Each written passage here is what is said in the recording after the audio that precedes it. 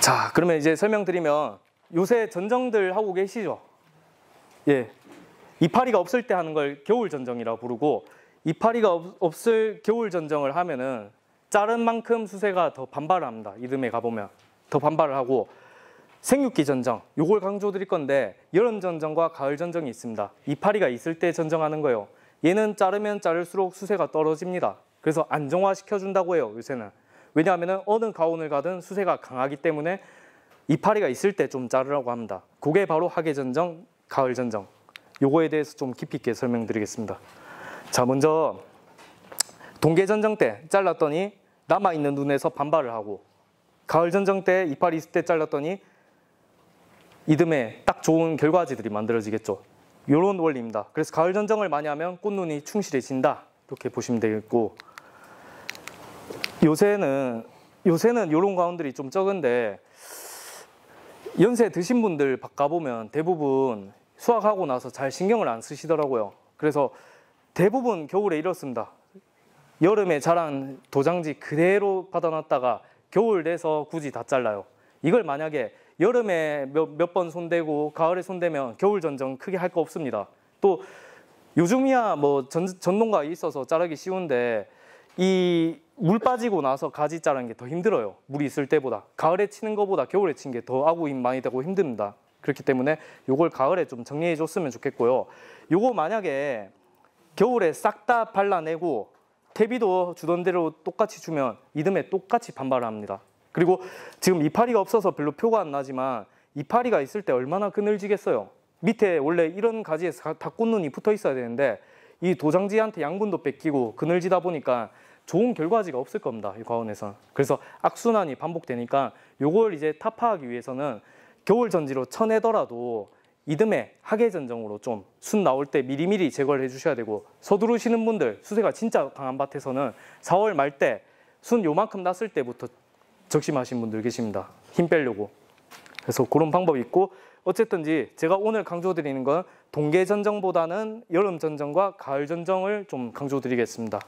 자, 먼저 여름전정에서 적심과 소금전지, 유인이 있는데, 다들 아시죠? 이건 뭔지? 적심은 순이 이제 막 자라기 시작할 때 생장점 대가리를 딱 따주는 거예요. 아니면 질러주는 겁니다. 그러면은 어떤 현상이 있냐면, 순 자라는 걸 그대로 내비두면은 5월 달에 자란 순을 내비두면 가을철 돼서 2m 정도 자라 있습니다. 도장지가 되겠죠. 근데 5월 달에 한번 손 질러 놓으면은 가지가 2-3개씩 자라면서 자기들끼리 경쟁을 합니다. 그러면서 수세가 적당하면은 2개 내지 3개가 자라면서 꽃눈이 잘 박혀요. 복숭아는 1차 적심하고 나서 길이가 30cm 미만이면 가을쯤 가서 되게 좋은 결과지가 돼 있습니다, 그게. 그렇게 이용을 하고, 자두는 이걸 결과지로 쓸 수도 있지만 적심을 하면 할수록 화소성 단가지나 단가지가 잘 생겨요, 주변에. 그래서 적심을 하든 하계전정을 하든 어쨌든지 늦어도 5월달 적과하기 앞뒤로 좀 해주셨으면 좋겠습니다, 이걸.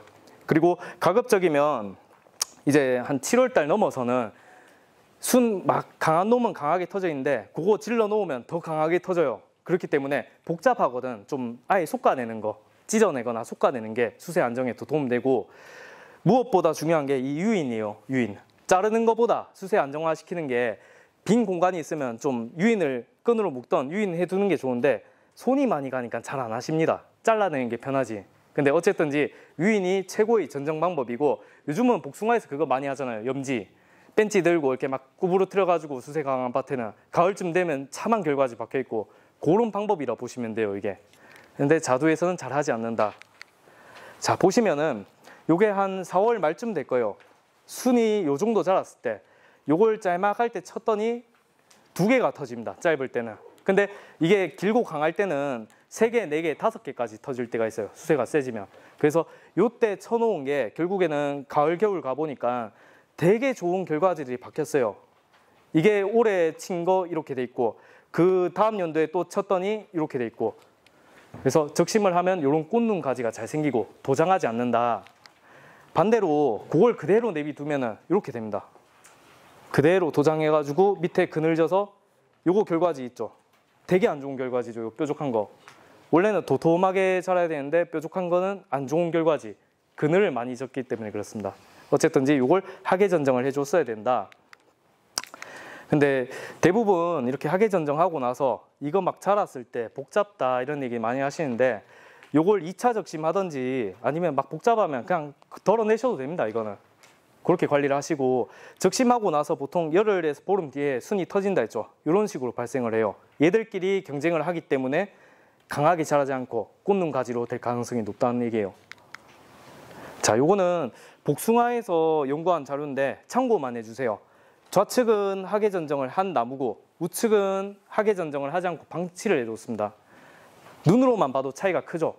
열매가 눈에 보일 정도니까 위에서는 그늘지게 이렇게 가려주고 직사광을 막아주고 바닥에서 빛이 잘 들어가겠죠. 눈으로만 봐도 착색 잘 되고 품질 좋을 것 같아요. 또 복숭아에서 요즘 문제가 뭐죠? 딱딱이 품종들 탄저병 되게 문제되잖아요. 몇 년에 한 번씩 탄저병이 되게 심할 때가 있어요. 근데 그 탄저병도 결국에는 곰팡이입니다. 햇빛이 최고의 살균제이기 때문에 어느 정도 햇빛을 받아야지 살균이 되고, 또 약을 쳤을 때 열매 주변에도 묻어야지 아무래도 효과가 있는데 요 주변에 안 묻기 때문에 이런 밭은 병도 더 심할 거고 착색도 안 좋을 거예요. 이만큼 차이가 있다는 거고, 수치로 보면은 여름 전정했더니 긴 가지보다는 짤막한 가지가 많이 발생했다는 얘기고, 이게 그리고 햇빛이 2배 정도 많이 들어왔다는 얘기예요. 수관 내부로. 차이가 엄청나다는 얘기입니다. 그리고 한 가지 더 말씀드리면, 농사 진짜 잘 짓는 분들 가보면은 한 7월쯤 가보면 이게 있습니다. 순머지 아시죠? 순이 딱 멈추는 거. 근데 그 수세가 강한 밭들 가보면 연녹색으로 보여요. 밭을 봤을 때 순이 다 계속 터지고 있으니까 연녹색으로 보이는데, 잘 짓는 분들 가보면 요 새순이 멈추고 순머지가 왔기 때문에 어두워 보여요. 색깔이, 과원이. 그래서 요 순머지가 왜 중요하냐면, 요 시기에 순이 멎어야지 열매로 양분을 보내주고, 만약에 순이 계속 자란다 하면은 순이 더 많이 뺏어 먹어요. 그래서 다들 경험해 보셨을 건데, 굵은 가지 밑에 열매는 초기에는 몰라도 후기 돼서 보면 열매가 품질이 안 좋습니다. 그래서 순머지가 상당히 중요하다. 비배 관리 잘하고 하계 전정 잘하라는 뜻입니다. 그러면 예를 들면 열매 이제 익어가기 보름 전쯤, 한 빠르면 2, 3주 전쯤에 요 순을 질러 놓으면 어떨까요? 그러면은 요거 질러 놓으면 양분이 더 이상 뺏기지 않고 여기서 만든 양분들이 얘한테 가겠죠.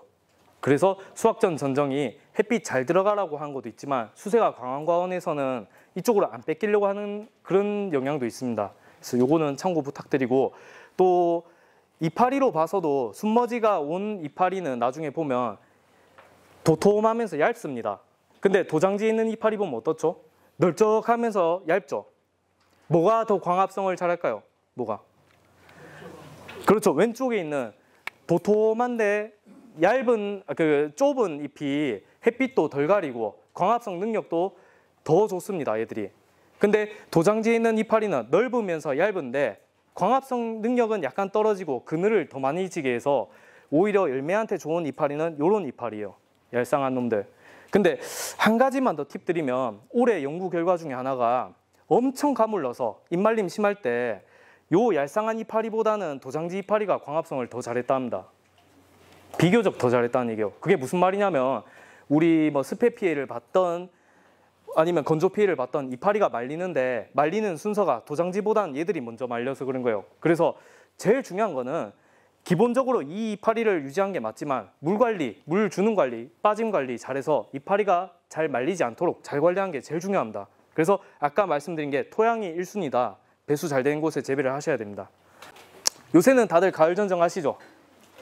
가을 전정은 보통 하는 시기가 9월 한 중순쯤 됩니다. 치는 시기가. 이때가 어떤 시기냐면, 굵은 가지 치고 나서도 새순이 잘 안 자라는 시기예요. 근데 만약에 예를 들면 8월달, 7월달에 굵은 가지 딱 치면은 난리 나죠. 거기서 막 순이 막 엄청나게 발생하는데, 요 시기에는 굵은 가지를 쳐도 덜 발생하는 시기라서 가을 전정하기 딱이고, 무엇보다 아까 9월달, 10월달이 저장양분 축적기라 했습니다. 그때 나무에서 어떤 현상이 있냐면, 뿌리가 가지 있는 만큼 새 뿌리가 더 왕성하게 자라는 시기예요. 가을 뿌리가. 근데 이 가지가 많이 있으면은 그만큼 뿌리가 많이 발근을 할 겁니다. 그게 결코 좋은 건 아니에요. 왜냐하면은 뿌리가 많이 자랐을 때 그 이후에 가지 치고 나면은 겨울 전정하면 이듬해 더 반발한다는 얘기예요. 그래서 그거를 뿌리가 가을에 자라기 전에 굵은 가지 쳐냄으로써 불필요한 뿌리가 덜 자라게 만드는 게 가을 전정 목적 중 하나입니다. 이해 가시나요? 상당히 중요합니다, 이게. 그리고 두 번째는 바로 체감되는 거는 햇빛 잘 들게 하려고. 바닥에, 가을에도 바닥에 햇빛 들어야지 중간중간에 이제 그 단가지 밑에 있는 가지들한테 햇빛이 잘 전달되겠죠. 그래서 굵은 가지 몇 개만 또는 겹치는 가지 치라는 얘기입니다, 요 시기 때. 가을 전정도 근데 하계 전정도 그렇고 가을 전정도 그렇고 한 번에 싹 다 발라내시면 안 됩니다. 간혹 이런 가온들이 있어요. 9월 달에 가을 전정하라고 했는데 겨울 전정할 것까지 뭐 짧은 가지까지 싹 다 쳐놨습니다. 깔끔하게 쳐놨어요. 그런 가운데 가보면 내년도에 펴야 될 꽃이 올해 피고 있고 9월 달에 또 신초가 막 그 잎눈이 터져서 막 순이 자라고 있습니다. 그래서 나무 죽이는 전정이니까 이때는 너무 과하게 해서는 안 되고 굵은 가지 몇 개만 치시면 됩니다. 그 상단부는 내비두시면 돼요. 하단부에 주로 굵은 가지, 겹친 가지 있으니까 요거 치시면 되고, 요게 이제 조생종 품종인데 대부분 수확하고 나면 그대로 방치를 해둡니다. 그래서 요걸 가을 전정해서 굵은 가지 몇 개, 겹치는 가지 몇 개 빼냈더니 바닥에 햇빛이 들죠. 바닥에 햇빛이 들면 밑에까지 꽃눈까지 다 빛이 전달돼서 꽃눈 분화는 7, 8월 달에 왕성하게 되고 9월, 10월, 11월까지는 화기 형성기라 해서 꽃눈이 또 일을 합니다. 그때도 꽃눈 근처 이파리에 햇빛이 들어가야 됩니다. 그 말이에요. 자, 가을 전정할 때 주의점은 수세가 약한 나무 또는 1, 2년생 유목은 많이 치시면 안 돼요.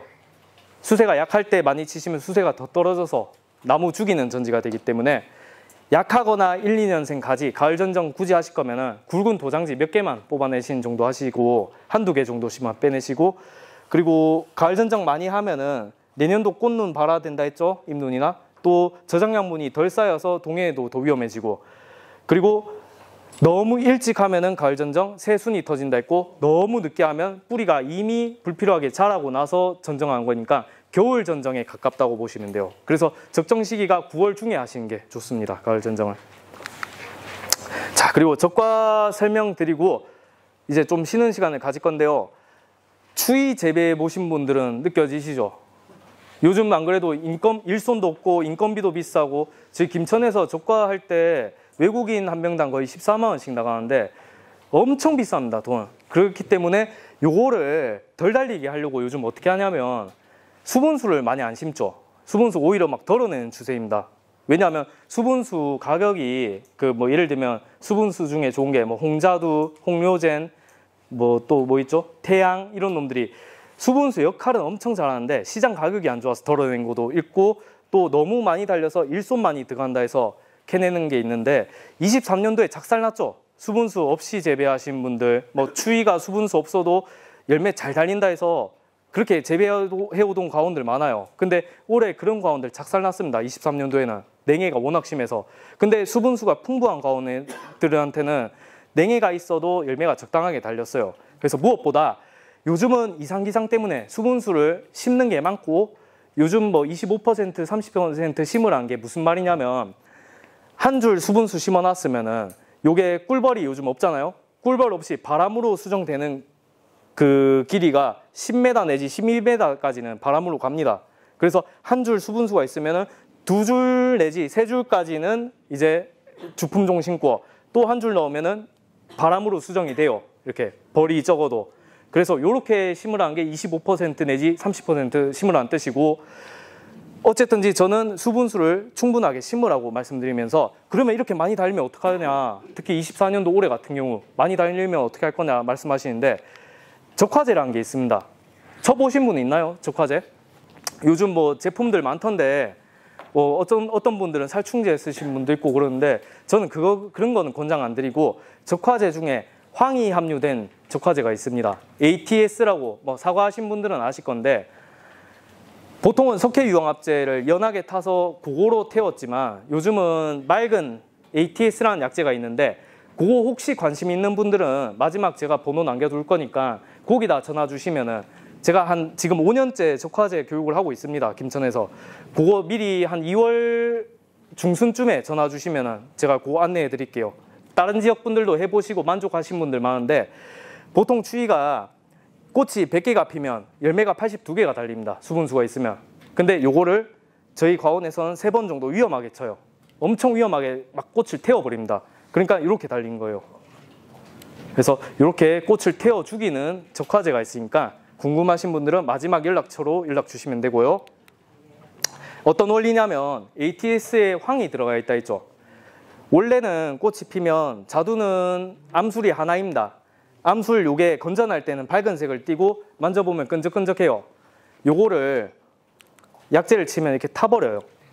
아예 꽃가루가 못 들어가도록 태워버리는 거고, 원래는 시간이 지나면 이렇게 타 들어갑니다. 건조할 때. 근데 그걸 일찍 태워가지고 꽃가루 못 들어가게 수정을 막아버리는 거예요.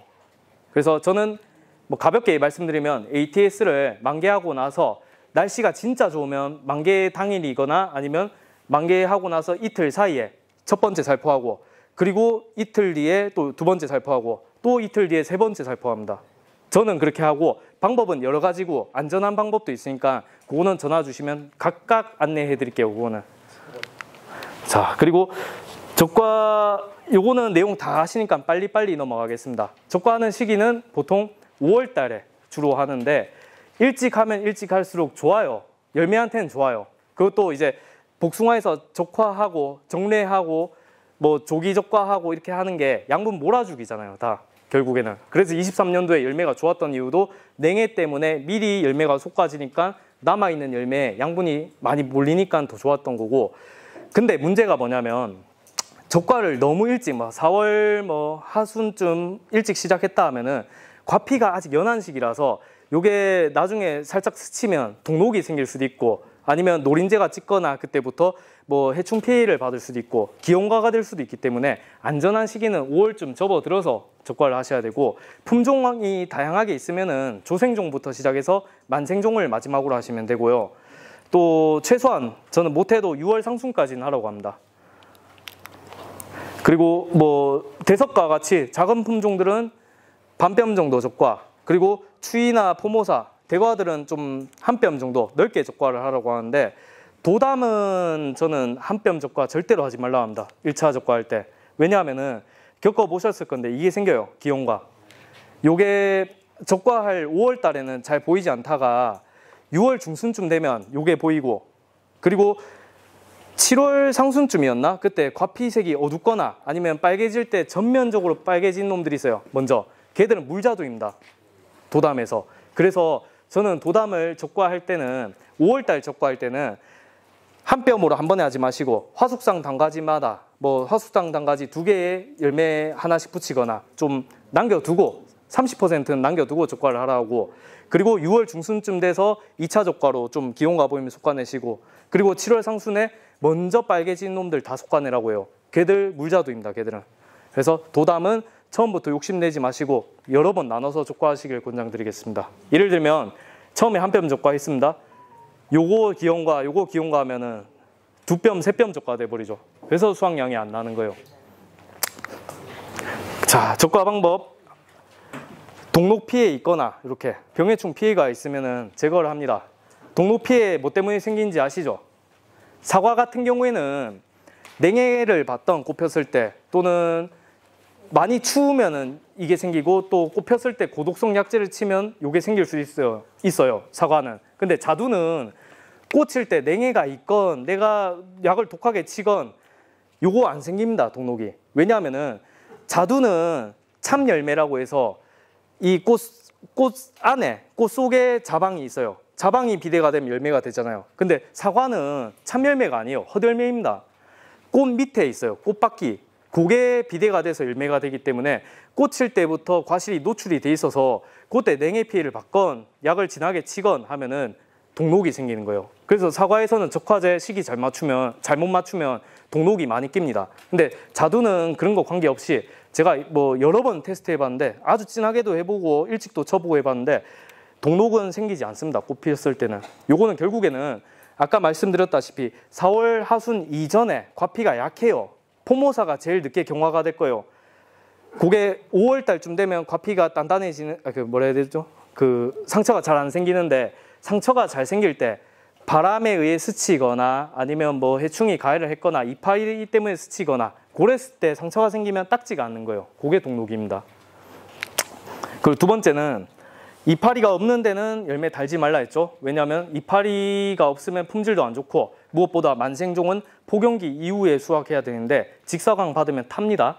그래서 요 열매는 덜어내는 게 맞고, 또 기부 쪽 결과지가 있는데 딱 붙은 데 열매가 있으면은 만생종들 또는 대과종들은 다 따내셔야 돼요. 왜냐하면 꼭지가 짧기 때문에 밀려나거나 낙과되거나 아니면 뭐 찌푸둥하게 됩니다. 근데 대석은 약간 관계없는 게, 대석은 꼭지 길이가 깁니다. 그래서 기부 쪽에 있어도 큰 문제는 없는데 추위나 포모사, 도담, 뭐 만생종들은 꼭지가 짧아서 반드시 제거해 줘야 된다. 근데 한 가지만 더 말씀드리면, 저희는 적화제도 사용하지만 정례도 해요. 자두에. 특히 추위는 정례를 합니다. 자두밭에서 봄철에 정례하고 있으면 동네 사람들이 미쳤다고 하지만 훨씬 더 인건비 절감이 되고 더 효율적이에요. 왜냐하면은 우리 꽃눈 하나에서 꽃이 몇 개 피는지 아십니까? 동양자두가 꽃이 2개 내지 3개가 펴요. 꽃눈 하나에. 근데 정례로 어차피 달지 않을 거, 복숭아 하듯이 뭐 기부 쪽이나 등면 쪽에 꽃 피기 한 일주일 전쯤에 면장갑 끼고 살짝만 손으로 대면 후두둑 떨어져요. 잘 떨어집니다. 그때 가서 좀 솎아내면은 금방 해요. 한 줄씩 금방 합니다. 그리고 나중에 적화제 치고 적과할 때 가보면은 열매가 많이 안 달려서 인건비가 확실히 절감이 됩니다. 그래서 저는 추위를 수분수를 풍부하게 심어주면서 거기다 정례까지 하고 적화제 치고 적과를 합니다. 그랬더니 돈 절약이 되고, 어차피 정례할 시기가 언제겠어요? 한가할 시기잖아요. 한가할 시기. 그때 가서 한번 해주는 거예요. 그리고 빨리빨리 넘어가겠습니다. 요거 중요합니다. 요거 가볍게 들어보세요. 요거는 적과할 시기 5월 달에 열매가 동글동글한 것보다 길쭉한 게 대과가 될 소질이 크다고 합니다. 복숭아도 마찬가지죠. 길쭉한 열매가 좋다고 하는 게 뭐냐면 1차 비대기, 즉 뭐냐면 세포 개수가 늘어나는 시기예요. 세포 분열로. 그게 5월 달까지 왕성하게 되는데 세포 개수가 많을수록 세로로 많이 자라요. 이게 동글동글한 거는 기형과가 될 소질이 크고 소과가 될 소질이 크기 때문에 적과할 때 가급적이면 길쭉한 놈들 남기라고 하지만 어느 세월에 그거 보면서 적과하겠어요. 대충은 신경 쓰라는 얘기인데 원리부터 설명드리면, 자 1차 비대기 때 세포 개수가 늘어나면 세로로 자라고, 그리고 경액기 때 열매 크는 게 멈췄다가 2차 비대기 때 되면은 수확 전에 갑자기 막 큽니다. 열매가 세포 개수가 많을수록 더 많이 커요. 길쭉한 놈이 더 많이 큰다는 얘기입니다. 요거를 간단한 그림으로 보여드리면, 꽃이 지고 나서 열매가 성냥알갱이 많을 때 수정이 됐죠. 요때부터 세포 분열이 시작입니다. 요게 언제까지 되냐면 조생종인 대석은 5월 중순까지 세포 분열이 되고 만생종은 5월 하순까지 세포 분열로 1차 비대를 해요. 길이가 다르죠. 이 시기가. 보시면은 조생종으로 보겠습니다. 5월 중순까지 세포 분열이 되는데 요때 성장판이 닫혀요. 세포는 더 이상 개수가 늘어나지 않습니다. 이 이후에는. 근데 5월 상순까지 이파리가 없잖아요. 제대로 된 이파리가. 5월 상순쯤 되면 이제부터 이파리가 녹색으로 자리 잡고 자기가 광합성을 해서 열매한테 양분을 밀어주는 시기가 시작이 되는데, 이 시기가 저장 양분이 소진이 되고 내가 일을 시작해서 열매한테 양분을 밀어주고 세포 개수를 늘려주는 시기예요. 근데 대석은 이 성장판이 일찍 닫힙니다. 이파리가 이제 일하기 시작했는데 며칠 안 돼서 닫혀요. 그래서 대석은 전년도 저장 양분에 의존해서 거의 열매가 크고, 대석 농사 잘 짓는 분들, 다마 큰 과원들 가보면은 전년도 9월, 10월 관리가 잘 돼 있는 과원들이 대부분 열매가 좋습니다. 근데 반대로 만생종은 5월 하순까지 세포 개수가 늘어나요. 성장판이 늦게 닫힙니다. 그래서 내가 저장 양분이 부족해도 5월 상순부터 이파리가 자리 잡고 내가 일해서 더 한 달 동안 키울 수 있다는 얘기이기 때문에, 추위는 전년도에 내가 관리를 약간 부실하게 해도 올해 잘하면은 잘 키울 수 있어요. 근데 대석은 올해 양분만으로는 부족하고 전년도에 거의 다 큰다고 보시면 돼요. 복숭아도 마찬가지입니다. 이게 조생종은 전년도 저장 양분이 중요하다. 요거 명심하시고, 그리고 경액기는 열매가 막 크다가 어느 순간 멈춥니다. 여기서 안 크는 시기가 있어요. 요게 조생종은 잠깐 멈췄다가 금방 비대하고 수확을 하는데 만생종은 요 기간이 길어요. 그러다가 경육기가 끝나면 갑자기 크는 시기, 2차 비대기. 근데 문의가 많이 온 게 보통 5월 말에서 6월 상순쯤에 내 과원에 품종이 막 여러 개 다양하게 있으면 열매 크기를 다 비교해 보세요. 6월 상순쯤에. 그때는 분명히 대석이 더 클 겁니다. 열매 중에서. 추위는 아직 작아요.